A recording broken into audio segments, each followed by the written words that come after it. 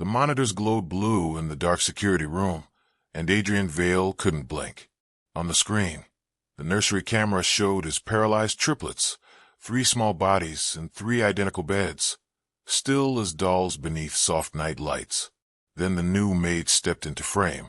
She moved fast, like she knew exactly where every sensor was. She leaned over the middle bed, brushed the child's hair back, and whispered something Adrian couldn't hear. The child's fingers twitched. Not a random spasm, a squeeze. The maid froze, eyes wide. Then she did the unthinkable. She reached under the mattress, pulled out a tiny folded envelope, and slipped it into her apron like she'd been hiding it there all along. At that exact moment, the nursery door opened behind her. A man's shadow stretched across the floor. The maid turned, clutching the envelope, and Adrian saw her mouth form one silent word: "Run." And Adrian's heart slammed against his ribs because he knew that shadow. He shoved back his chair, grabbed his phone, and sprinted out of the security room. Because if that man was in the nursery, and the maid had just told his children to run, what exactly had Adrian been watching all this time? 2 days earlier, Adrian Vale's house didn't feel like a home anymore.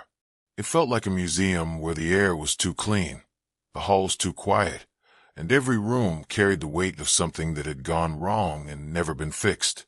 People loved to call him a billionaire, like money was his whole identity. But Adrian's real title, his real life, sat behind a locked door at the end of the West Wing. The Triplets nursery. 3 beds, 3 breathing monitors, 3 wheelchairs sized for children who couldn't use them, and 1 father who had learned the hard way that trust could be a luxury he no longer had. It had started with a single bad night. A nurse he'd hired through a top agency fell asleep on duty.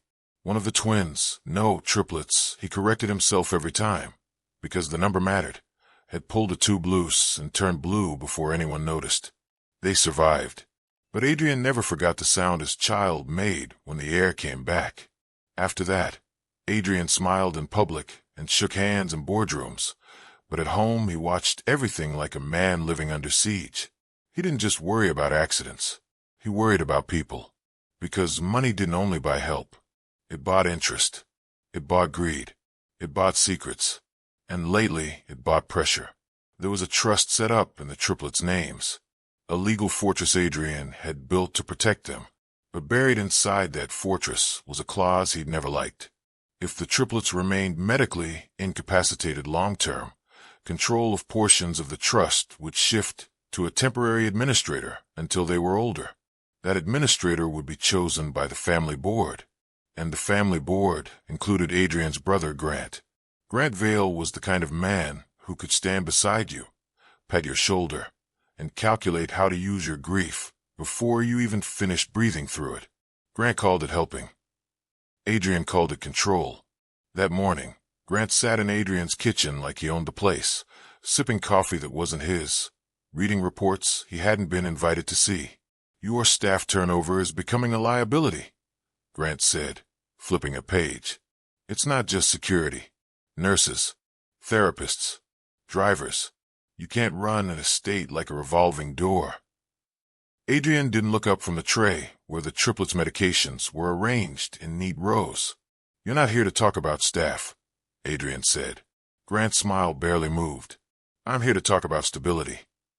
Adrian capped a bottle and set it down. "My children are stable. They're alive. That's my focus." Grant leaned forward. "Alive, yes, but you can't deny the optics. The board meets next month, and there are people who think you're too emotionally involved to make rational decisions." Adrian's jaw tightened. "They're my children. Of course I'm involved." Grant spread his hands like a man trying to be reasonable. "I'm not attacking you. I'm protecting you. If anything happens, you'll want the house running smoothly. You'll want medical care that's consistent, documented, clean. That word hit Adrian wrong, like someone talking about paperwork instead of people. Adrian stood, took the tray, and started toward the West Wing. Grant's voice followed him, too calm. "Just consider letting me recommend someone. A senior caregiver. Someone vetted. Someone who understands discretion." Adrian didn't answer. He didn't need recommendations from a man who treated his children like a line item. Inside the nursery, everything was soft and bright, designed to feel gentle. But Adrian's eyes went straight to the tiny faces. Rowan, with the dark lashes that made him look like he was always dreaming. Jude, whose curls never lay flat no matter how carefully they were combed. And Ivy, the smallest, with a faint mark near her hairline from the day she'd fallen as a baby and scared Adrian half to death. They were 4 years old. Old enough to understand more than people thought. Old enough to feel. And according to every doctor Adrian had ever paid, they were paralyzed from the neck down. A rare neurological condition, they said. A tragedy, they said. A life sentence, they said. Yet Adrian still spoke to them like they could answer. Because sometimes, when he held Ivy's hand, he swore he felt something. Not movement. Not strength. Something else. A response. But every time he asked the nurses, they said the same thing. Reflexes. Spasms. Wishful thinking. Adrian had learned to nod and swallow his hope. Hope could make you reckless. And Adrian couldn't afford reckless. Not with Grant circling like a patient predator. Not with strangers in and out of his children's lives. Not with the memory of that nurse asleep in the chair. So Adrian did what he always did when he felt helpless. He built a system. He added more cameras. Not in bathrooms. Not where dignity would be violated. But in the nursery, in the hallway, near the medication cabinet, above the therapy mat. Visible cameras for deterrence. And one hidden camera. Just one. Angled toward the triplets' beds. Because if someone ever tried to hurt them, or steal them, or simply neglect them, Adrian wanted proof. That same afternoon, the agency called about a new maid. Not a nurse. Not a therapist. A maid. Someone to help with laundry, meals, cleaning. The endless work that surrounded the triplets' care. Adrian almost said no. But his house manager sounded exhausted, and Adrian could feel the strain on his staff. A tired team made mistakes. Mistakes were dangerous. So he agreed to an interview. She arrived right on time, standing at the front door with her hands folded, posture straight, eyes alert. She was young, maybe mid-20s, wearing a plain uniform with no jewelry, no perfume, and hair neatly tied back. Her name was Lena Hart, and her gaze did something that made Adrian's skin prickle. She didn't stare at the chandeliers. She didn't look at the marble floor. She didn't take in the expensive art. She looked past Adrian, down the hallway, toward the west wing, toward the nursery, like she could feel where it was. Adrian's security chief, Darius Cole, stood nearby, arms crossed. Darius was ex-military, calm in emergencies, and loyal to Adrian in a way Adrian trusted. Darius watched Lena like she was a locked box. Adrian kept his voice flat. "You've worked in private homes before." "Yes, sir," Lena said. Her accent was hard to place, soft, but not local. Not foreign enough to be obvious. Just different. "Any experience around medically fragile children?" Adrian asked. Lena nodded once. "Yes." Darius lifted an eyebrow. "As a maid." Lena didn't flinch. "I've done housekeeping in homes with medical equipment. I understand routines. Hygiene. Quiet. Respect." Adrian studied her hands. No trembling. No fidgeting. But there was something else. A faint pale line on her wrist, like an old hospital band mark that had never fully faded. Adrian leaned back slightly. "This is a strict house. There are rules." "I like rules," Lena said. Her eyes stayed on Adrian, steady. Then she did something small that made Adrian's breath catch. She glanced at the corner of the ceiling near the foyer arch. At a smoke detector. Not long. Just a quick look. As if confirming something. As if she knew there might be a camera hidden inside. Adrian's chest tightened. Most people didn't look at smoke detectors. Most people didn't look at them like that. He kept his face neutral. "You'll never be alone with the children." Lena's expression softened, just for a moment, and Adrian couldn't tell if it was disappointment or relief. "I understand," she said. "I'm not here to cross your boundaries." Her words were correct. Too correct. Like she'd heard them before. Adrian nodded toward Darius. "Background check." "Already running," Darius said. Nothing alarming so far. No arrests. No flagged aliases. Employment history is thin. Lena didn't defend herself. She just stood there. Adrian felt that pressure again, like hands closing around his life. Grant's voice in his head. Stability. He didn't want to hire someone with thin history, but he also didn't like the way Grant had offered to recommend someone. Adrian had learned that when Grant offered, it usually came with strings. So Adrian made a decision. He hired Lena for a 2-week trial. Strict supervision. No access to medication. No unsupervised time near the nursery. And the moment anything felt wrong, she would be gone. Lena accepted without hesitation. "Thank you," she said, and her voice didn't carry excitement. It carried something else, like gratitude mixed with pain. That night, Adrian sat alone in his office and opened the live camera feeds on his tablet. He told himself it was normal, a protective father checking on his home. But deep down, he knew he wasn't just checking for danger. He was checking for truth, because the moment Lena stepped into his life, something inside Adrian had quietly whispered, "This isn't random." The next morning, Lena started early. She moved through the kitchen without clattering dishes, wiped counters without leaving chemical smell, folded laundry with a precision that looked almost practiced for a hospital, not a mansion. One of the nurses, Miss Klein, watched her with a tight mouth. Miss Klein had been with the Triplets for almost a year. She ran the schedule like a drill sergeant and liked to remind everyone she was the most experienced person in the house besides the doctors. When Lena passed by with a basket of clean blankets, Miss Klein spoke sharply. "Those go in the nursery closet, top shelf. The bottom shelf is for sterile packs." Lena paused. "Yes, I know." Miss Klein narrowed her eyes. "You know." Lena looked at her calm. "I mean, I understand. Top shelf. I will follow your system." Miss Klein didn't look satisfied. "Good, because the wrong blanket on the wrong shelf can bring germs, and germs can kill children like these."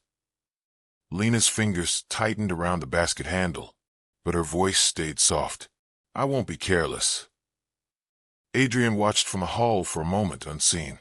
He saw Lena's restraint. Most people would snap back, or apologize too quickly.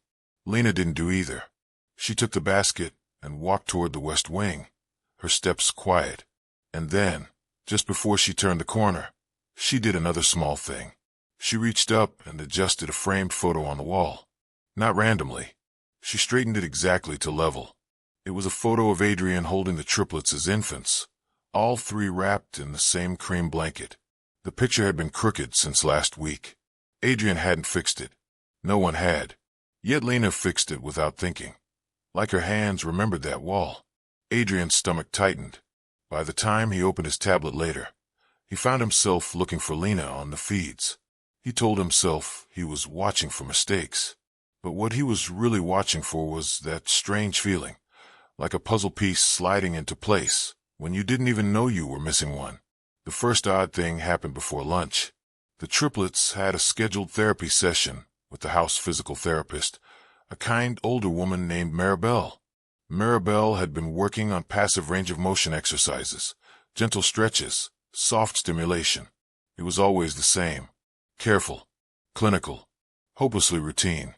Adrian stood near the door, listening. Maribel's voice was warm. "Okay, Ivy, we're going to move your arm a little, just like yesterday." Ivy stared at the ceiling, eyes open but distant. Rowan blinked slowly. Jude's lips were parted slightly, like he was trying to breathe around a thought. Lena stood by the shelves, cleaning quietly. Maribel lifted Ivy's arm, and Lena hummed under her breath. It wasn't loud. It wasn't even a full melody. Just a gentle rhythm. 3 notes repeated. Then a pause. Then 3 notes again. Maribel glanced over. "That's lovely, Lena." Lena stopped humming instantly. "Sorry, I didn't realize." "It's fine," Maribel said, smiling. "Sometimes music helps." Adrian watched Ivy's face. Nothing changed. Then Maribel moved to Jude. As she lifted his hand, Lena hummed the 3 notes again. 3 notes. Pause. 3 notes. Jude's eyes shifted. Not wildly. Not randomly. He looked toward Lena's voice. Adrian's breath caught. Maribel didn't notice. She kept talking, explaining to Adrian how they maintain muscle tone, how progress could be slow, how nerves didn't always respond. But Adrian wasn't listening, because Jude's eyes had moved, and the way they moved didn't look like a reflex. It looked like recognition. Adrian swallowed hard. He told himself not to jump. He told himself, "You've been desperate before." Then Lena did something even stranger.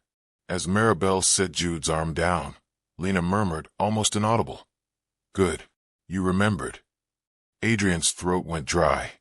Remembered? Remembered what? Before Adrian could speak, Miss Klein stepped in, expression stiff. "Therapy is over," she said. "We need the room quiet. Doctor's instructions." Maribel frowned. "We still have time." Miss Klein's voice sharpened. "Doctor's instructions." Maribel gathered her things, uncomfortable. Lena lowered her eyes and stepped back. But Adrian saw the flash of anger that crossed her face. Not anger at being corrected. Anger at the word doctor. That night, Adrian couldn't sleep. He sat in his office, replaying the camera footage of the therapy session. Over and over.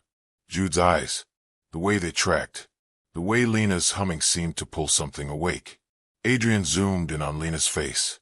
She didn't look like she was showing off. She looked like she was communicating, like she had done it before. He leaned back in his chair, staring at the screen. If Lena could make Jude react, why hadn't any trained specialist done that? By minute 3 of his thoughts spiraling, another detail hit him. Lena had hummed a pattern. 3 notes. Pause. 3 notes. It sounded like a code. Adrian opened a note app and wrote it down, almost without thinking. Then he remembered something he hadn't thought about in years. A lullaby. Not one from a book. One Adrian's late mother used to hum when he was small. 3 notes. Pause. 3 notes. He hadn't heard it since she died. No staff member would know it. No therapist would choose it randomly. Yet Lena had hummed that exact rhythm. Adrian's hand tightened around his phone. Something about this wasn't normal. The next day, the second clue came, and it hit harder. Adrian was in the kitchen when Lena asked a question. It sounded harmless. Too harmless. "Sir," she said softly, "do you still want the night light on in the nursery hallway? Or should I keep it off like before?" Adrian froze mid-step. "Like before? What do you mean, like before?" he asked, careful. Lena blinked, as if she'd realized she'd stepped on a hidden wire. "I mean," she said quickly, "some parents prefer dark hallways to keep children sleeping. Others prefer a light for staff." Adrian watched her. She wasn't lying well. She wasn't panicking. She was correcting, editing, and Adrian knew that move. That was the move people used when they said too much. Darius walked in, saw Adrian's expression, and immediately paid attention. Adrian forced his voice calm. "Leave it on." "Yes, sir," Lena said. She turned back to the sink, but Adrian saw the tension in her shoulders. Darius waited until Lena stepped out, then spoke low. "Something wrong." Adrian hesitated. He didn't want to sound paranoid, but paranoia had kept his children alive. "She said like before," Adrian murmured, "like she remembers." Darius's eyes narrowed. "You think she's been here before?" "I don't know," Adrian said, "but she's reacting to things like she recognizes them." Darius nodded once. "I'll dig deeper." Adrian's phone buzzed that afternoon. A text from Grant. He wants to meet. Now. Adrian almost ignored it, but Grant didn't ask twice. When Adrian stepped into the sitting room, Grant was already there, standing beside the window, phone in hand. He turned with a smile that didn't reach his eyes. "I heard you hired new staff," Grant said. Adrian's stomach tightened. How did he hear so fast? "It's a maid," Adrian replied. Grant's gaze sharpened. A maid with a thin background. So Grant knew that too. Adrian kept his voice even. "She's on a trial." Grant stepped closer. "You're playing with fire. You invite strangers into your house, into your children's wing, and you act like it's nothing." Adrian stared at him. "Why do you care?" Grant's smile thinned. "Because if something happens to those kids, the press won't just come for you. They'll come for the family. They'll come for the company. The company. There it was. Grant didn't fear harm to children. He feared headlines. Adrian's voice dropped. This is my home. My decision. Grant's eyes flashed. Your decisions affect everyone. And if you keep making emotional choices, the board will step in. Adrian felt a chill. You're threatening me, he said. Grant leaned in, voice silky. I'm warning you. Then Grant looked toward the west wing. Not casually. Directly. Like he was checking if someone was listening. Adrian followed his gaze. For a split second, Lena stood at the hallway entrance, holding a folded towel. She wasn't staring, but her eyes met Grant's. And in that tiny moment, something passed between them. Not familiarity, not warmth, recognition. Grant's face changed. It wasn't fear. It was disgust mixed with alarm. Then he masked it, turned back to Adrian, and smiled too brightly. Just be careful, Grant said, clapping Adrian's shoulder. For their sake. When Grant left, Adrian stood still, replaying what he'd seen. Grant had reacted to Lena, and Lena had reacted to Grant. Like two people who knew something about each other they didn't want spoken aloud. By minute 7 of this growing tension, Adrian had a second clue, and it raised the stakes in a way he couldn't ignore. Because now it wasn't just about Lena being odd. It was about Grant being threatened. And the only people who threatened Grant were people who could ruin him. That evening, crisis arrived early. Ivy's monitor alarmed. A sharp, panic beeping that sliced through the calm house like a siren. Adrian was halfway down the hall before anyone else moved. He burst into the nursery. Ivy's oxygen reading had dropped. Her lips were pale. Her chest rose too shallow. Ms. Klein was at the cabinet, fumbling for supplies. Maribel wasn't there. The nurse on shift froze like her mind had blanked. But Lena moved. She didn't rush wildly. She didn't scream for help like someone who didn't know what to do. She stepped to Ivy's bed, adjusted the position of Ivy's head with gentle precision, and checked the tube connection like she'd done it 100 times. Adrian snapped. Don't touch her. Lena didn't stop. Sir, she's kinked at the neck. The line, look. Adrian saw it. A small bend in the tubing that could block airflow. Lena straightened it, lifted Ivy's chin slightly, and the oxygen number began to climb. Ms. Klein rushed over, anger blazing. You're not qualified. Lena's voice cut through, sharper than Adrian had ever heard it. Then why didn't you see it? Silence. The monitor steadied. Ivy's color returned. Adrian's knees felt weak. He stared at Lena like he was seeing her for the first time.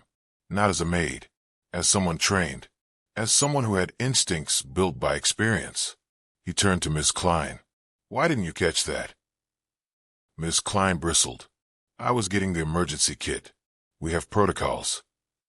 Adrian's eyes went to the tube. It hadn't been pulled loose. It had been bent, pressed, like something had shifted the pillow, or like someone had done it. Adrian looked back at Lena. How did you know? Lena swallowed, and for the first time her calm cracked. I've seen it before, she whispered. Before. That word again. Adrian felt his world tilt. By minute 10, Adrian reached the third clue, the one that forced him into an irreversible action. Because as Ivy stabilized, Lena leaned closer to the bed and murmured something else. Not to Adrian. To Ivy. I won't let them do it again, Lena whispered. Adrian's blood ran cold. Them? Do what again? Adrian stepped forward. Lena, look at me. She froze. Adrian kept his voice controlled, but inside he was shaking. What did you mean? Lena's eyes flicked toward the doorway, toward the hall, like she expected someone to be listening. Then she forced a small smile that didn't belong.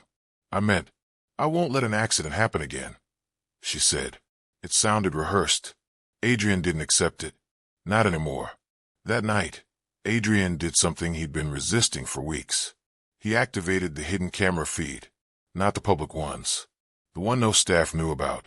He sat alone, lights off, watching the nursery like a hunter waiting for a shadow to move. If Lena was hiding something, he would see it.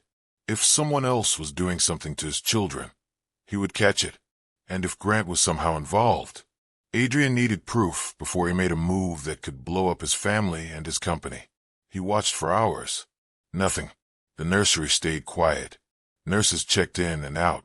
The triplets slept. Then, near midnight, Lena appeared. She wasn't scheduled to be in the nursery. She walked in as if pulled by a string, carrying a small cloth bag tucked under her arm. Adrian leaned closer to the screen. Lena locked the door from the inside. Adrian's pulse spiked. She approached the bed slowly, not like a thief, like someone approaching something sacred. She stood between the three beds and whispered, voice trembling, "I'm here. I'm sorry I'm late." Adrian's mouth went dry. Late? To what? She reached into her cloth bag and pulled out a small toy, a worn little rabbit with one ear stitched back on. Adrian knew that rabbit, or rather, he knew it didn't belong in this house. He'd never seen it. Yet Lena held it like it had a history older than this mansion. She placed it near Rowan's hand and began humming again. 3 notes. Pause. 3 notes. Rowan's eyes shifted, just like Jude's had. Then Jude blinked twice, slowly, in a rhythm that made Lena's face crumple. Lena wiped her cheek with the back of her hand and whispered, "Yes. Yes, I understand." Adrian's hands shook. Was she talking to them? And were they answering? Then Lena leaned over Ivy's bed and lifted Ivy's small palm. She tapped Ivy's palm gently. 1 tap, 2 taps, 3 taps. Pause. 3 taps. Ivy's finger moved. Not a twitch. A deliberate curl, like a tiny response. Adrian felt like the air had vanished from the room. He watched Lena's lips move again. "I kept your name safe," Lena whispered, "even when they made me sign." Adrian stood so fast his chair scraped the floor. "Sign? Made her sign what?" Then Lena reached under Ivy's mattress and pulled out a folded envelope. She opened it with shaking hands. Adrian couldn't see what was inside, but he saw Lena's expression change from grief to rage, and she whispered one name, sharp as a blade. Grant. Adrian's world went cold and bright at the same time. Grant. His brother. Lena wasn't just a maid. She was connected to Grant, connected to his children. And whatever she was doing in that nursery wasn't random kindness. It was a mission. Adrian didn't sleep. At dawn, he pulled Darius into his office and shut the door. "I need you to listen carefully," Adrian said, "and I need you to keep your face neutral when you hear it." Darius's posture tightened. "Talk." Adrian slid his tablet across the desk and played the hidden feed clip from the night. Darius watched in silence, as Lena hummed, as the triplets' eyes moved, as she said the word Grant. When the clip ended, Darius looked up slowly. "That's not normal," he said. Adrian's voice was tight. "You see it too?" Darius nodded once. "Those kids are responding." Adrian gripped the edge of the desk. "And she knows my brother." Darius's jaw clenched. "Do you want her gone?" Adrian's mind raced. If he fired Lena, he might lose the only person making his children respond. If he kept her, he might be keeping danger inside his walls. "I want the truth," Adrian said. Darius leaned forward. "Then we do this clean. We watch, we document, and we don't tip her off." Adrian stared at the screen again, at Ivy's tiny finger curling. His voice dropped. "I'm done waiting. I'm confronting her today." That decision changed everything, because once Adrian confronted Lena, there would be no going back to polite distance and locked doors. There would be answers, or war. He waited until afternoon when the nursery was quiet and Miss Klein had stepped out to prepare supplies. Lena was in the hallway folding linens. Adrian approached, calm on the outside, storm on the inside. "Lena," he said. She looked up, expression neutral, but her eyes flickered, just a twitch, toward the ceiling corner above the hall, toward where she suspected cameras. Adrian's voice stayed steady. "Come with me." She followed him into his office. Darius stayed by the door, silent. Adrian didn't sit. He stood behind his desk, like a judge ready to deliver a verdict. "I saw you in the nursery last night," Adrian said. Lena's face didn't change, but her throat moved as she swallowed. Adrian continued. "I saw you lock the door. I saw you take out a toy rabbit. I saw you hum a melody no one in this house should know. Lena's eyes softened for half a second. Pain, not surprise. Adrian's voice tightened. And I heard you say my brother's name. Silence filled the room like smoke. Lena's fingers curled slightly at her sides. Darius shifted his weight ready. Adrian watched Lena carefully. Who are you? Lena's lips parted. Then she closed them again, like she was choosing between truth and survival. Adrian leaned forward. If you lie to me, you leave this house today. If you tell me the truth, I will protect you long enough to prove what's happening. Lena's eyes lifted to Adrian's, and for the first time, her calm dropped like a mask. You can't protect me, she whispered. Adrian's voice dropped. Try me. Lena breathed in, shaky, and reached into her apron pocket. She pulled out the folded envelope Adrian had seen her hide. She placed it on the desk like it was heavy. Adrian didn't touch it yet. What is that? He asked. Lena's voice trembled. A copy. The only copy I could get inside this house. Adrian frowned. A copy of what? Lena's eyes glistened. The contract. Adrian's stomach turned. What contract? Lena swallowed hard. The one that says I gave them up.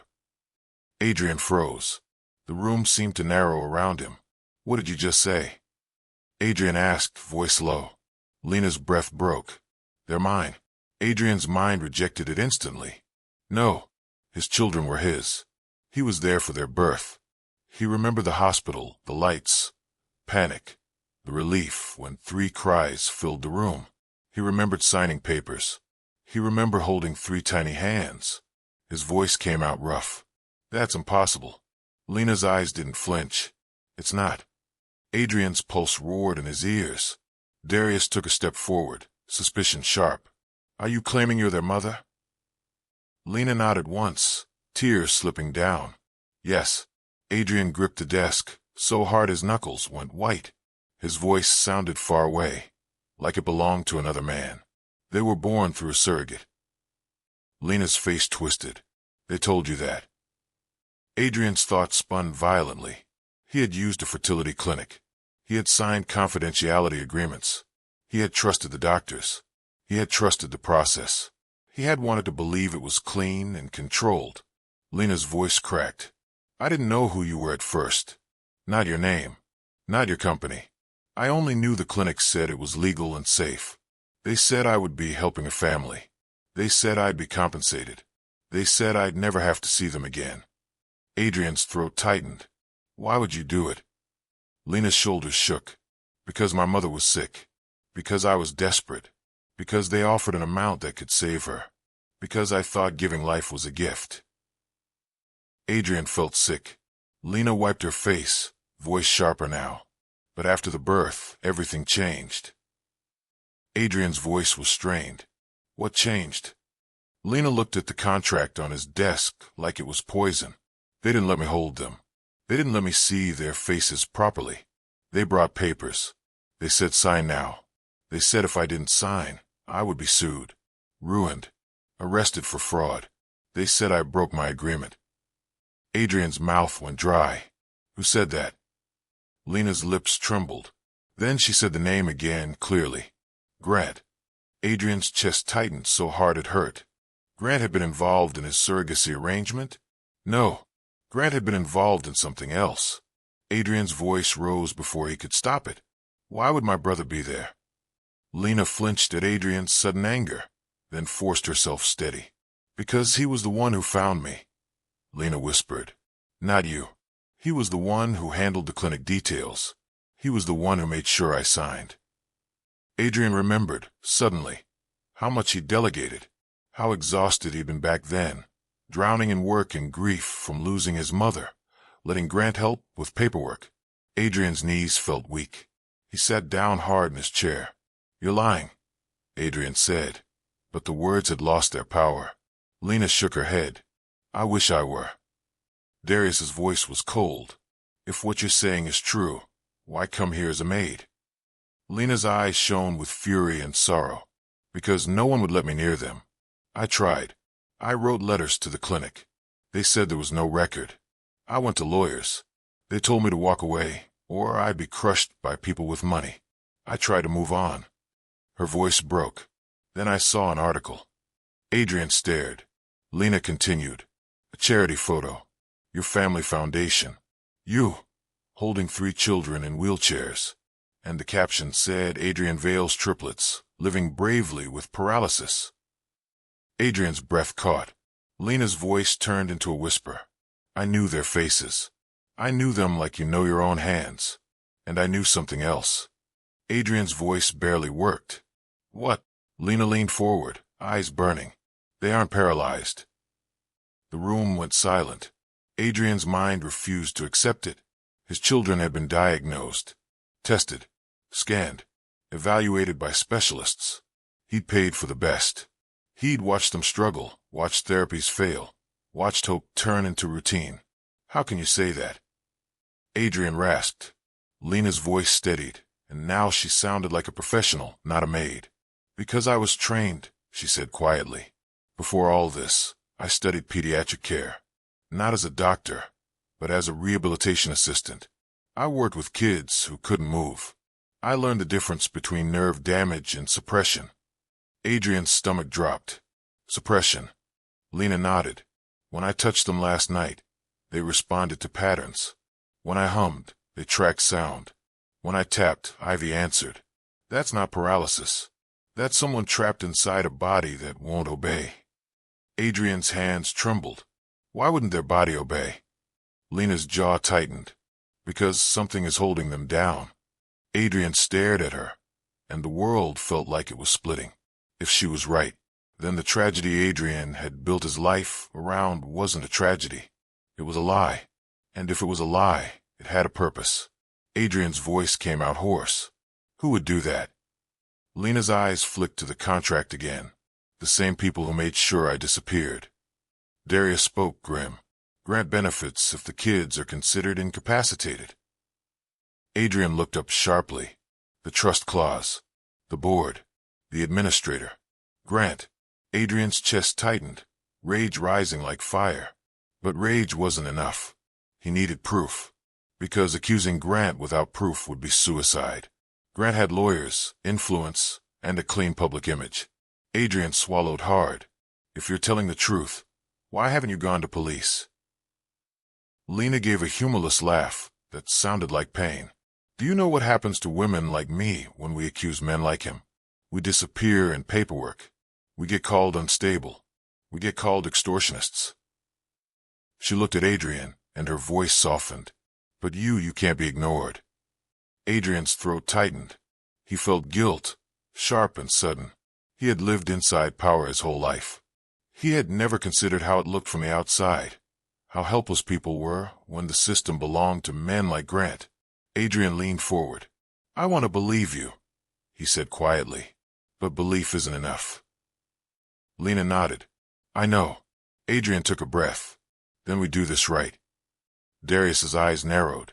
Meaning? Adrian's voice turned cold, controlled. We find out what's in their medical records. We find out what medications they're on and why. We find out who has access. And we find out what Grant did at that clinic. Lena's shoulders sagged in relief and fear. He'll come for me. Adrian looked at her, and something shifted inside him. This woman wasn't just an employee. She was a mother who had been robbed. And his children weren't just sick. They might be prisoners. Adrian stood. Then you'll be protected. Darius nodded slowly. We'll need a protocol. Adrian's eyes went to the nursery door down the hall, as if he could see through walls. We'll build one, Adrian said. Starting now. That night, Adrian changed the rules of his house. Not on paper. In reality, he limited access to the West Wing. Only Adrian, Darius, Lena, and Maribel would enter freely. Ms. Klein would remain on duty, but under watch. Medication would be double-checked by Adrian himself. He installed a second hidden camera, only with Darius's help, aimed at the medication cabinet from a discreet angle to catch hands and labels, not faces. He also created a code word, one word that meant danger, one word the staff would never use casually. He chose cedar. Because cedar trees were what his mother used to love, and it felt like a shield made of memory. If Lena ever said Cedar out loud, Darius would immediately pull her out of the wing. If Adrian ever texted Cedar, Darius would lock the estate down and call their trusted private investigator. And Adrian made one more move. He scheduled an independent medical consult, not through the usual hospital network, not through the clinic Grant had used, through an out-of-state specialist known for uncovering misdiagnosis, a woman named Dr. Sloan Avery. Adrian requested an in-home assessment within 48 hours. He told no one outside his circle, not even the house manager, because Adrian could feel it now. The threat wasn't outside his gates. It was inside his family. And the moment Grant realized Adrian was asking questions, Grant would strike. He struck the next morning. Grant arrived unannounced, wearing a suit like armor and carrying a folder like a weapon. He walked into Adrian's study as if he had every right. "I heard you changed the staff schedule," Grant said, voice light. "You didn't tell me." Adrian kept his face calm. "I don't need to tell you." Grant's smile sharpened. "When it affects the board's perception, you do." Adrian leaned back. "Why are you here?" Grant held up the folder. "I'm here with a solution." Adrian didn't move. "I'm not interested." Grant opened the folder and slid a document onto the desk. "Power of temporary medical oversight," Grant said. "It's voluntary. It shows the board you're being responsible. It keeps the press away. It keeps your children protected." Adrian stared at the paper, then looked at Grant. It wasn't help. It was a trap. "If I sign that," Adrian said slowly, "you gain oversight." Grant's smile didn't waver. "Not me personally. A board-appointed administrator." Adrian's voice was quiet. "An administrator you influence." Grant's eyes hardened for a fraction of a second. "You're seeing enemies everywhere." Adrian leaned forward. "Because I've started noticing them." Grant's gaze flicked toward the door, then back. "Is this about the maid?" Adrian kept his face blank. "Why would it be?" Grant's jaw tightened. "Because she's a liability." A chill ran through Adrian. Grant hadn't asked her name, yet he knew exactly who Adrian meant. Adrian's voice stayed calm. "She cleans my house." Grant stepped closer. "She's not who you think she is." Adrian met his eyes. "And who do you think she is, Grant?" Grant's smile turned ugly. "Someone who will destroy you if you let her." Adrian felt heat rise in his chest. He wanted to grab Grant by the collar and shake answers out of him. But Adrian had learned something in the last 24 hours. Grant thrived on emotion. Emotion made Adrian predictable. So Adrian forced himself to smile. "That sounds like a threat," Adrian said. Grant's eyes narrowed. "It's a warning." Adrian leaned back. "Then I'll take my chances." Grant stared at him a moment too long. Then he nodded slowly, as if making a decision. "Fine," Grant said. "But don't say I didn't try to protect you." He turned to leave, then paused at the door and added, almost casually, "By the way, the board is concerned about unauthorized recordings in private family spaces. If anyone finds out you're surveilling staff improperly, that could be a scandal." Adrian's blood ran cold. Grant didn't know about the hidden camera. He couldn't, unless someone had told him, or unless Grant had already been watching Adrian. Grant left. Adrian sat still, the room suddenly feeling smaller. Darius stepped in seconds later, having watched from the hall. "Do you want me to remove him from the property?" Darius asked. Adrian's voice was tight. "Not yet." Darius frowned. "He's cornering you." Adrian stared at the desk. "He's scared." Darius's eyes narrowed. "Of what?" Adrian thought of Lena's words. "They aren't paralyzed." He thought of the contract. He thought of the trust clause. And he realized the simplest truth. Grant wasn't scared of Lena cleaning. Grant was scared of Lena speaking. Adrian looked up. "We're moving faster," he said. That afternoon, Maribel arrived for therapy. Adrian pulled her aside. "I need you to watch," Adrian told her. "Not the exercises. The children." Maribel looked uneasy. "Adrian, I've watched them for months." Adrian lowered his voice. "Watch how they respond to sound patterns, to touch, to repetition." Maribel's brow furrowed. "Why?" Adrian hesitated, then decided truth was safer with the right person. Because I think something has been missed, he said. Maribel's face softened. Are you hoping again? Adrian swallowed. I'm not hoping. I'm investigating. During the session, Lena stood nearby, silent. Adrian nodded at Lena once. Permission. Lena began humming the three-note pattern again. Rowan's eyes moved toward her. Jude blinked twice. Ivy's fingers curled. Maribel froze, breath catching. Oh my goodness, Maribel whispered. Adrian's heart pounded. Maribel stepped closer to Jude, speaking gently. Jude, can you hear me? Jude blinked once. Maribel swallowed hard. If you can hear me, blink twice. Jude blinked twice. Maribel's hands trembled. Adrian. Adrian's eyes burned. He had spent years being told it was impossible. Now his son had just answered a question. Miss Klein walked in mid-moment and stopped cold. Her face tightened. What are you doing? She snapped. Maribel turned, stunned. He responded. Miss Klein's eyes flicked to the children, then to Lena, then to Adrian. Her voice went sharp. That's not a response. That's reflex. Doctor's notes say. Adrian's voice cut through cold. Get out. Miss Klein stiffened. Excuse me. Adrian stood. Leave the room. Miss Klein's face flushed with anger. You can't just. Darius appeared at the door like a wall. Now. Miss Klein glared, then turned and left. The moment she was gone, Lena's shoulders sagged.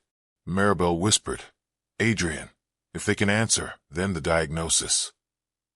Might be wrong. Adrian finished, voice rough. Lena looked at Adrian, tears in her eyes. Or it might be forced. That evening, Adrian received an email from the hospital network he used. Subject line, notice of record request. He hadn't requested records from them. Someone else had. His stomach dropped. Darius was in his office within minutes. They're pulling records, Adrian said, showing him the screen. Darius's face tightened. Grant. Or someone working for him, Adrian murmured. Lena stood near the door, listening, face pale. Adrian turned to her. Cedar, he said softly. Lena flinched at the code word, then nodded, understanding. Darius immediately began moving, issuing quiet orders to security by radio. Locks engaged. Gates monitored. Visitors blocked. Adrian's phone buzzed again. A message from an unknown number.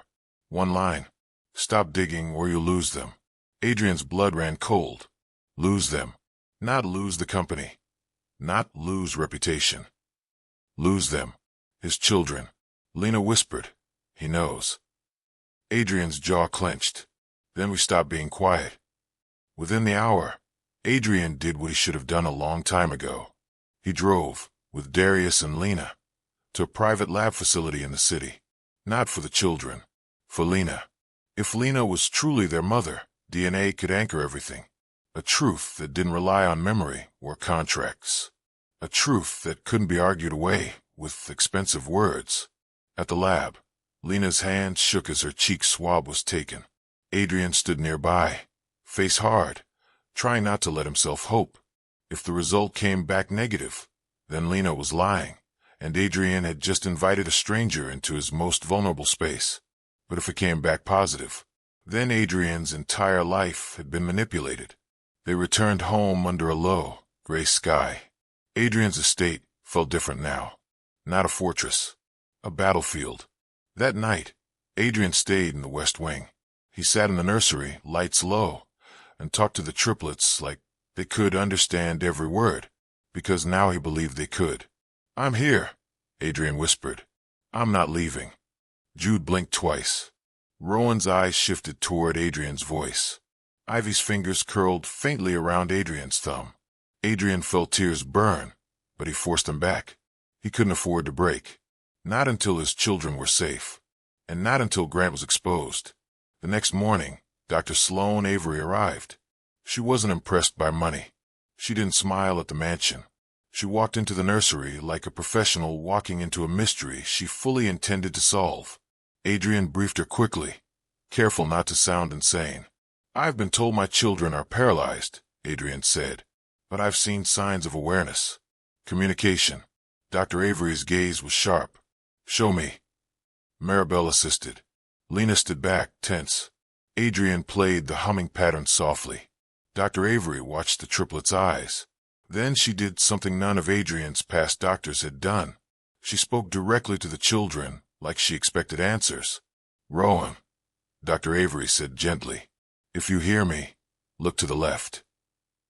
Rowan's eyes moved left. Dr. Avery's expression tightened. "Jude," she said, "blink once." Jude blinked once. Dr. Avery exhaled slowly, as if holding in anger.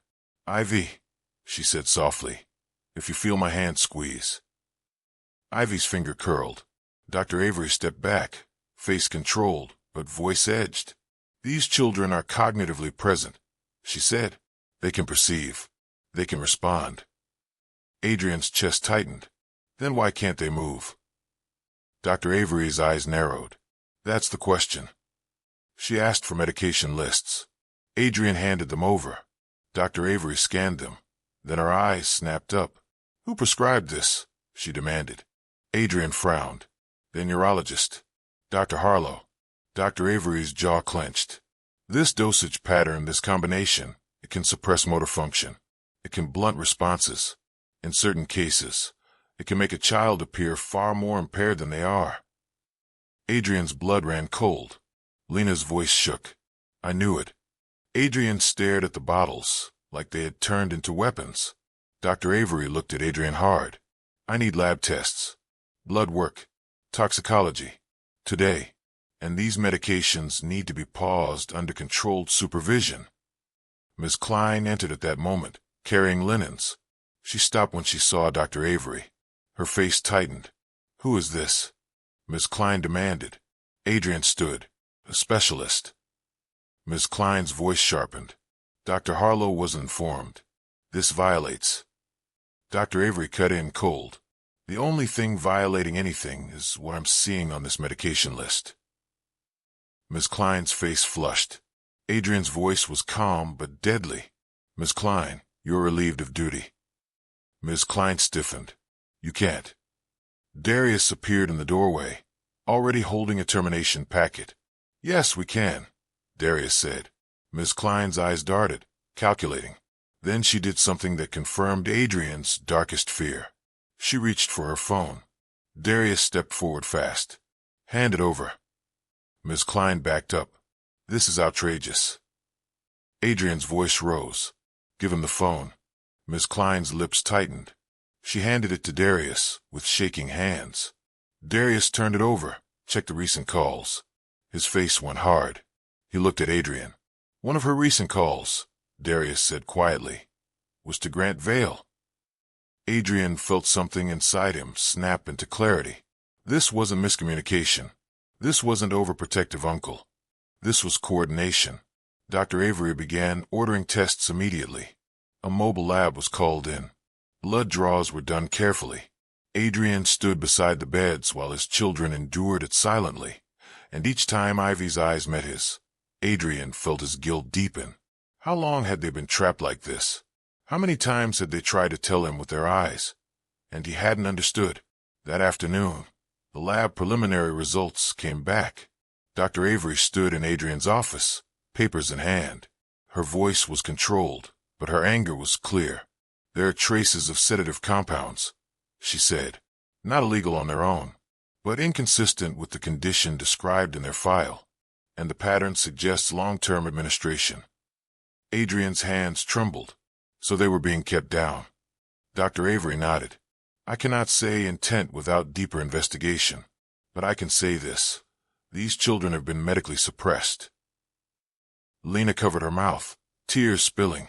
Adrian felt rage like ice.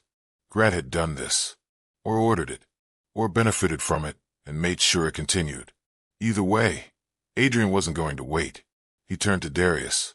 "I want every message Ms. Klein ever sent. Every log. Every delivery receipt for medication. Everything." Darius nodded. "Already extracting." Adrian looked at Dr. Avery. "Can you document your findings?" Dr. Avery nodded. "I will write a report with my professional assessment. I will sign it, and I will testify if necessary." Adrian's phone buzzed again. A call from Grant. Adrian stared at it for a moment, then answered and put it on speaker. "Adrian," Grant said smoothly, "I heard you brought in a doctor without proper notice." Adrian's voice was flat. "How did you hear that?" Grant chuckled softly. "This family has eyes everywhere. I'm trying to keep you from making mistakes." Adrian's jaw clenched. "My children can answer questions, Grant." A pause. It was tiny, but Adrian heard it. A crack in Grant's confidence. Then Grant's voice returned. Too calm. "You're exhausted. You're seeing what you want to see." Adrian leaned forward. "Miss Klein called you today." Grant's tone didn't change. "She calls me because I care about my nieces and nephew." Adrian's voice sharpened. "My children have sedatives in their system that shouldn't be there." Silence. Then Grant sighed, like an older brother dealing with a younger brother's tantrum. "I warned you," Grant said. "You're spiraling." Adrian's eyes burned. "If you come near my children, I will bury you." Grant's voice lowered. "Careful. Threats can be used against you. And if the board believes you're unstable, they can remove your oversight." Adrian's voice was steady. "I have Dr. Avery's report. I have lab tests. And I have more coming." Grant's tone hardened for the first time. "You have nothing." Adrian smiled, cold. "We'll see." He ended the call. Lena's voice shook. "He's going to come for the proof." Adrian looked at her. "Then we move it off-site." Darius nodded. "I can store copies in 3 locations." Adrian inhaled, then exhaled. This was no longer just about protecting his children from neglect. It was about fighting a man who had built power on lies. And this is where everything shifted, because now it wasn't just about keeping 3 vulnerable kids safe. It was about the truth someone buried for years. The counterattack came that night. A black SUV rolled up to Adrian's gate. Security cameras caught it. Darius watched from the control room, face tight. 2 men stepped out, wearing suits and carrying folders. Lawyers.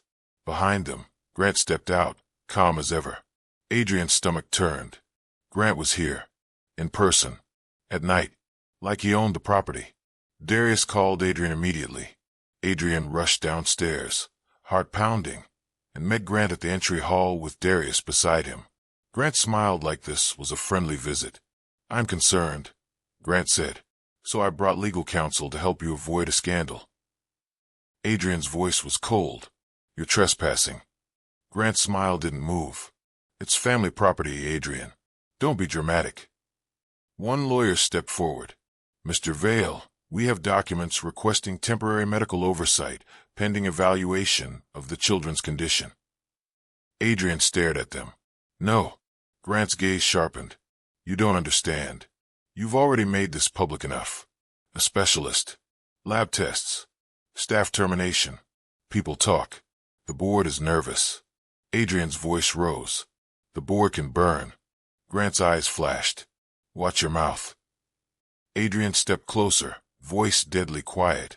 "You drug my children." Grant's smile vanished. For 1 second, Grant looked like himself without the mask. Hard. Calculating. Then he laughed softly. "That's a serious accusation," Grant said, "and serious accusations require proof." Adrian stared at him, refusing to blink. "I'm getting it." Grant's gaze slid past Adrian, toward the West Wing. "I hope you're careful," Grant said, and there was something like menace in his tone. "Because if anything happens to those children while you're playing detective." Adrian's hands clenched. Darius stepped forward. "You need to leave." Grant didn't move. Not until Adrian signs. Adrian's voice was steady. "Get off my property." Grant's expression hardened. "Then you force my hand." The lawyers shifted. One lifted a phone. "Mr. Vale," the lawyer said, "we can request emergency intervention if we believe the children are at risk." Adrian felt his blood run cold. They were setting him up. Paint him as unstable. Claim he was endangering the children. Take control. Adrian took a slow breath. Then he did the smartest thing he could do. He smiled. "Go ahead," Adrian said calmly. "Call whoever you want." Grant's eyes narrowed. "You're not scared?" Adrian's voice was smooth. "No." Because I'm not alone anymore. Darius lifted a tablet and tapped a button. A screen lit up, showing a live video call. A face appeared. Not a lawyer. Not a board member. Dr. Avery. She looked straight at Grant through the screen. "Good evening," Dr. Avery said. "I've documented my findings, submitted them to an external medical board, and shared them with counsel." Grant's jaw tightened slightly. Dr. Avery continued, calm and lethal. "If anyone attempts to remove these children without medical necessity, it will be documented as interference in a suspected medical suppression case." Grant's eyes went cold. Adrian watched his brother's mask shift again. Grant realized something. Adrian wasn't panicking. Adrian wasn't isolated. Adrian had witnesses. Grant's voice stayed smooth, but it carried a new edge. "Doctor, you've been misled." Dr. Avery didn't blink. "No, I've been informed by evidence." Adrian stepped closer to Grant. "Leave." Grant stared at Adrian, and for a moment Adrian saw the brother he'd grown up with, smart, relentless, ruthless. Then Grant nodded slowly. "Fine," Grant said. "But don't forget, Adrian, everything you do now will be watched." Adrian's eyes didn't flinch. "Good." Grant turned and walked out with his lawyers. The SUV rolled away into the night. But Adrian knew the truth. Grant didn't retreat because he was innocent. Grant retreated because Adrian had moved faster than expected. And now Grant would stop playing polite. He would try to destroy Adrian's credibility. Or he would try to silence Lena.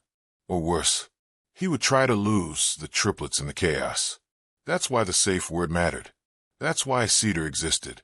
And that's why Adrian made his next move at dawn. He relocated the proof.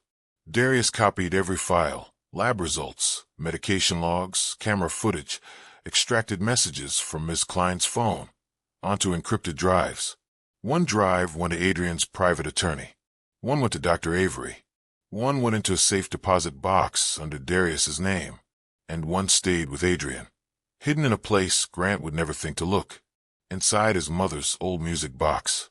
The one thing Grant never touched because it reminded him of someone he couldn't control. Lena watched Adrian lock it shut, hand shaking. "He'll still come," Lena whispered. Adrian looked at her. "Then we'll be ready." The next part was the most dangerous, because proof of medical suppression was powerful. But it wasn't the twist's final confirmation. It didn't prove Lena's claim. It didn't prove the contract was real. It didn't prove Grant's involvement in the clinic. For that, Adrian needed the trail. He needed receipts. He needed names, dates, signatures. He needed something Grant couldn't talk his way out of. So Adrian made an evidence mission. A risky one.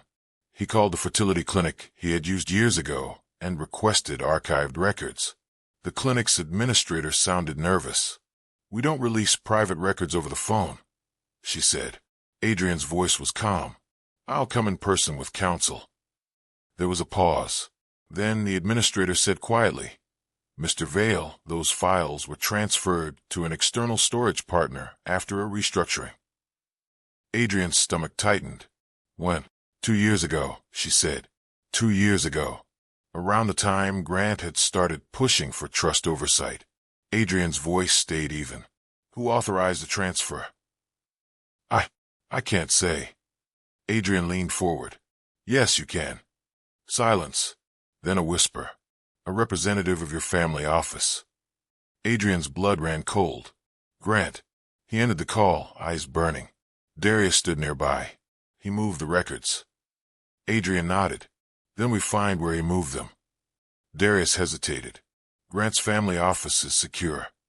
Adrian's voice hardened. "Nothing is secure from a man who owns it." He turned to Lena. "What do you remember about the clinic?"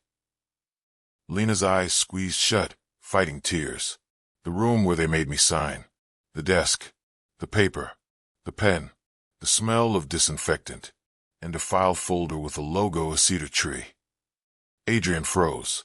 A cedar tree. The code word. The symbol. Adrian's chest tightened. Grant's family office emblem was a stylized cedar. He'd used it on internal documents for years. Lena hadn't known that. Unless she had seen it then. Unless Grant had been there. Adrian looked at Darius. "We're not breaking in," he said. "We're doing this legally." Darius nodded slowly. How? Adrian smiled, cold. We make Grant move. That afternoon, Adrian made a call to the board chair, not to beg, to set a trap. He calmly told the chair he had evidence of medical malpractice and potential fraud involving family office oversight. He didn't name Grant yet. He simply said, if the board intervenes prematurely, it will be implicated. The chair went silent, then asked for a meeting. Adrian scheduled it for the next day. He knew Grant would hear, and if Grant heard board meeting and evidence, Grant would do what he always did under threat. He would clean house. He would move files. He would shred paper. He would wipe drives, which meant Grant would expose where the real evidence lived. That night, Darius placed discreet surveillance outside Grant's family office building. Not cameras on private property, just lawful observation of entrances and exits. Adrian stayed home, sitting in the nursery with Dr. Avery's monitored medication adjustments beginning. As the sedatives were carefully reduced under professional supervision, small changes appeared. Jude's eyes grew sharper.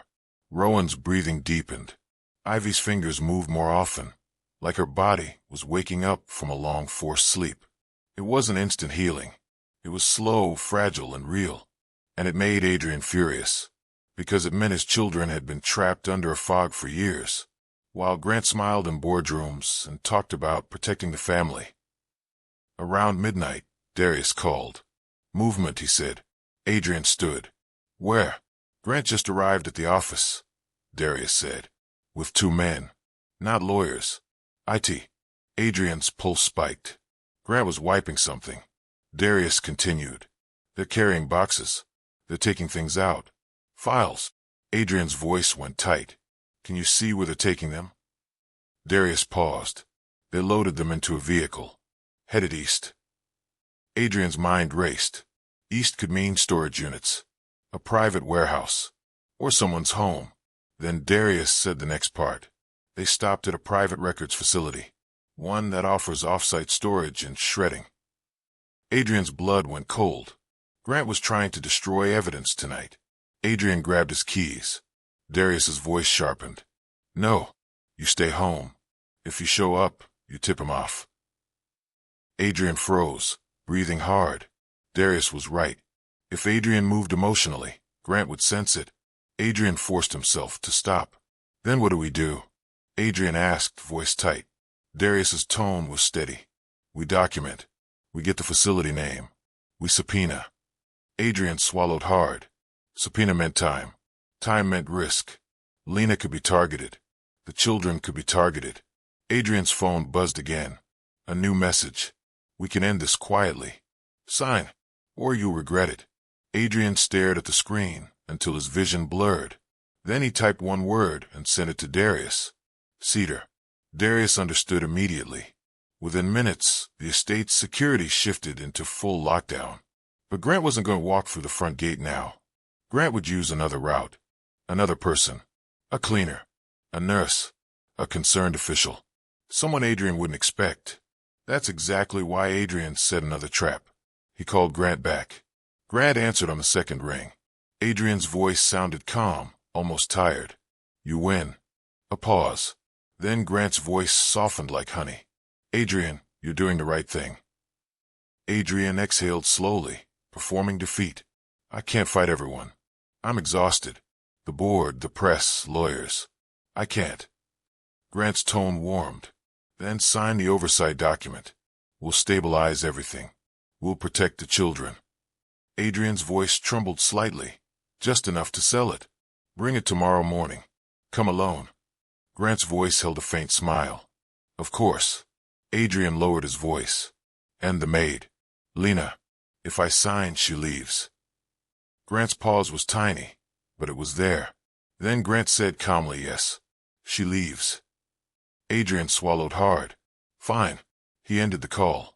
Lena stared at him, horrified. You're going to sign? Adrian looked at her, eyes sharp. No. I'm going to catch him admitting he wants you gone. Darius nodded. We record tomorrow. Cleanly, Dr. Avery added quietly. And we keep the children under continuous medical observation. The next morning, Grant arrived just after 9, alone as promised. He walked into Adrian's home with the confidence of a man who believed he had already won. Adrian greeted him in the study. Darius stood near the corner, silent. Dr. Avery was in the nursery, documented and ready. A small audio recorder sat on Adrian's desk, hidden inside a decorative pen holder. Grant placed the folder down with a satisfied smile. "Sign," Grant said. Adrian picked up the pen, hand steady. Grant watched closely. Adrian glanced up. "If I sign, you promise Lena leaves today?" Grant's smile thinned. "Yes." Adrian's voice stayed flat. "Why?" Grant leaned forward, tone sharpening. "Because she's a threat." Adrian looked down at the paper. "To what?" Grant's eyes went cold. "To the narrative." Adrian's heart pounded, but he kept his face blank. Grant continued, voice low and confident. "People like her, they create stories. They twist things. They poison minds. I won't have her near the children." Adrian lifted his gaze. "Why are you so sure she'll poison anything?" Grant's smile turned cruel.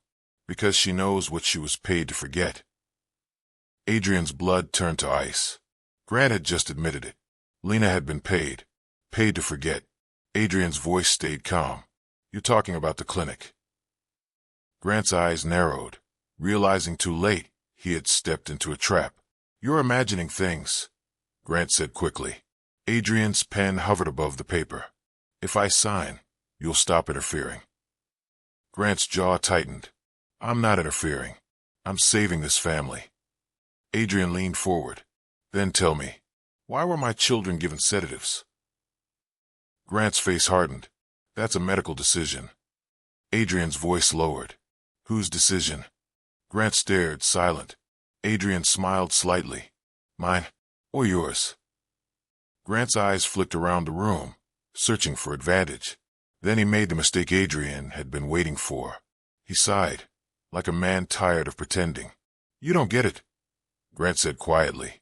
"Those children are your weakness." Adrian's stomach twisted. Grant continued. "The world sees them and sees you as fragile, emotional, distracted, and the company needs strength." Adrian's voice was deadly calm. "So you made them look worse." Grant's eyes narrowed. "I made things stable." Adrian's hand tightened around the pen. "You drugged them." Grant's voice rose sharply. "Watch your accusations." Adrian leaned back, and the softness vanished from his face. "Darius," Adrian said quietly. Darius stepped forward and placed a tablet on the desk. He tapped play. A video filled the screen. Hidden camera footage. Lena humming. The triplets responding. Ms. Klein on her phone calling Grant.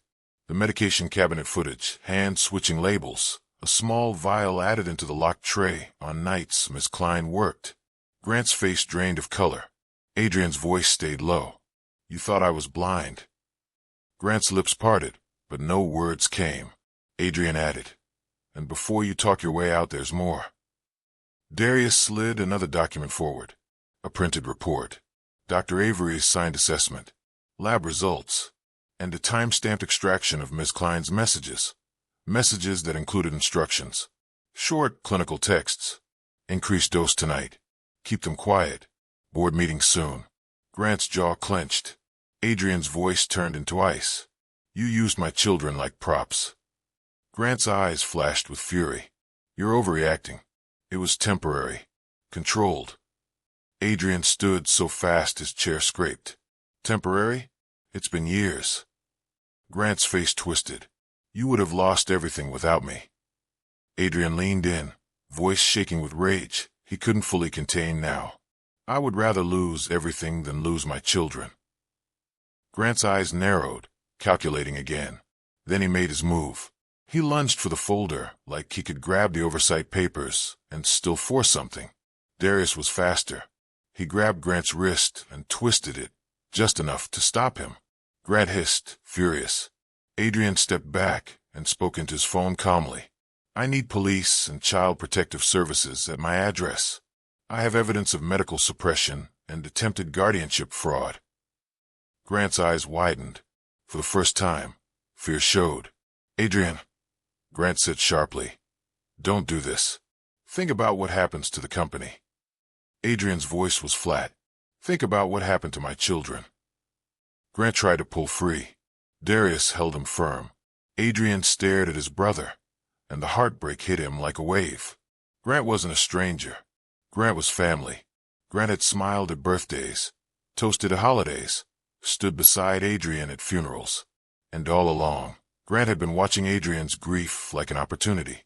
Adrian's voice broke, just slightly. Why? Grant's eyes flickered, and for a moment, something like honesty slipped through.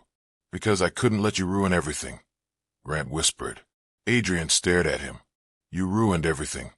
The sirens arrived within minutes. Not because Adrian was important, because Adrian had prepared. Dr. Avery had already contacted a medical board. Adrian's attorney had been alerted. Darius had sent evidence to multiple secure locations. And when the police stepped into the estate, they didn't walk in unsure. They walked in with purpose. Grant was taken into custody, still shouting about misunderstandings and board authority. Ms. Klein was arrested later that day, after investigators found additional supplies in her car, vials she couldn't explain. The medical network opened an investigation into Dr. Harlow, the neurologist who had signed off on the medication regimens. And with every hour, the story Grant had tried to protect began collapsing. But there was still one final piece. The twist's confirmation. Lena's claim. Mother. Contract. Clinic. Without that proof, the world might still label her a manipulator. Adrian refused to let that happen. 2 days later, the DNA results returned.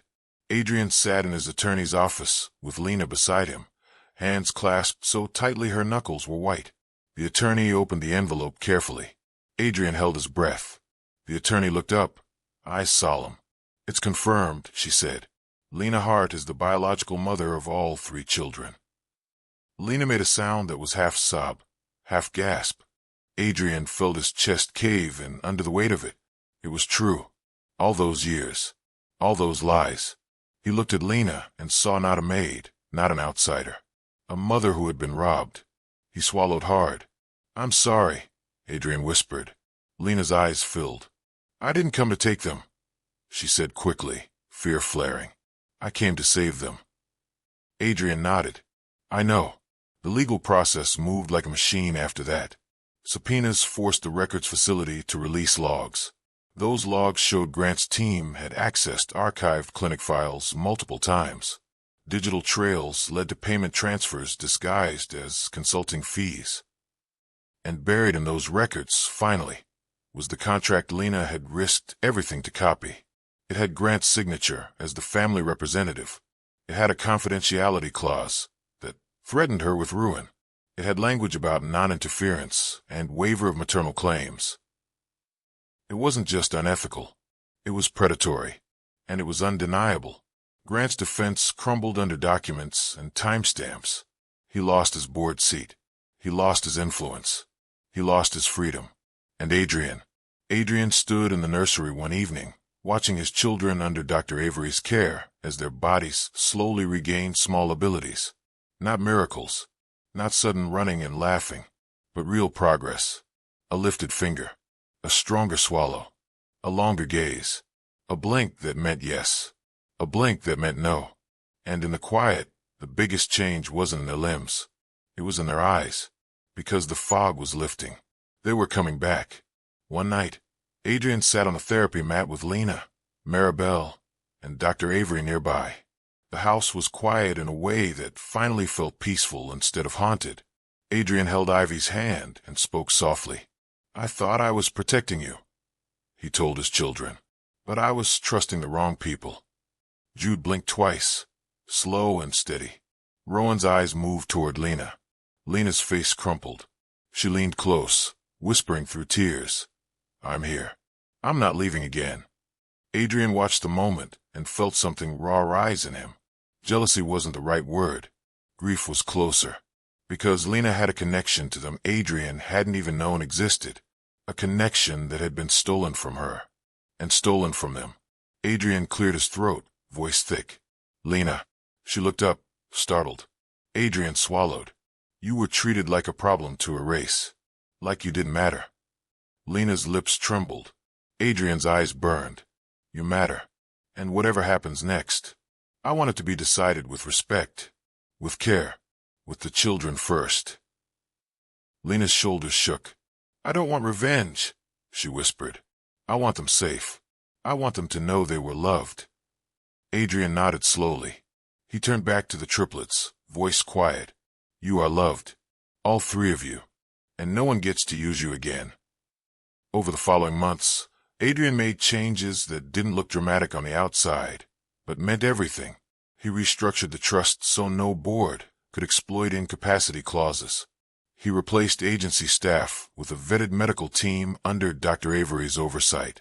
He built an independent advocacy board focused on medically fragile children's rights, not corporate optics. And he set boundaries with the world. No more charity photos of wheelchairs for applause. No more press narratives. His children weren't symbols. They were people. The hardest change was inside Adrian himself. He stopped thinking control was the same as protection. He learned that watching cameras wasn't love. Love was listening. Love was admitting when you'd been fooled. Love was giving space to the people who had also been hurt. One evening, months later, Adrian found Lena in the nursery humming softly while she wiped down the windowsill. The same 3 notes. Pause. 3 notes. This time, it didn't feel like a code. It felt like comfort. Adrian stepped in quietly. Lena stopped humming immediately, nerves flashing. Adrian raised a hand gently. Don't stop. Lena's eyes glistened. It's the only thing that made them look for me. Adrian nodded, swallowing hard. My mother used to hum that to me. Lena froze. Adrian gave a small, sad smile. Which means you heard it somewhere. Lena's voice trembled. In the hospital, she admitted.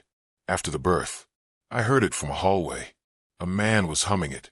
I didn't know it was you. I just held on to it. It felt like a promise. Adrian's throat tightened. He stepped closer to the beds. Ivy's eyes were open, watching him. Adrian whispered, We'll keep our promises now. Ivy's finger curled around his thumb. A small squeeze. Real, deliberate. And Adrian felt a quiet, painful truth settle into him at last. He hadn't caught Lena doing something shocking. He had caught her doing something the world didn't expect from someone labeled just a maid. He had caught her fighting for children everyone else had written off. He had caught her refusing to let powerful people bury the truth. And in that fight, Adrian had finally learned what his brother never understood. The strongest families aren't the ones that look perfect in public. They're the ones willing to tear apart the lies, to save the ones who can't save themselves. So here's what I want to ask you. If you were Adrian, would you have trusted the system, or would you have watched closer the moment something felt off? And if you stayed to the end, you already know the truth. Sometimes the person everyone overlooks is the only one brave enough to see what's really happening. Drop your thoughts below. And if you want more stories like this, you can subscribe. No pressure. Just so you don't miss the next one.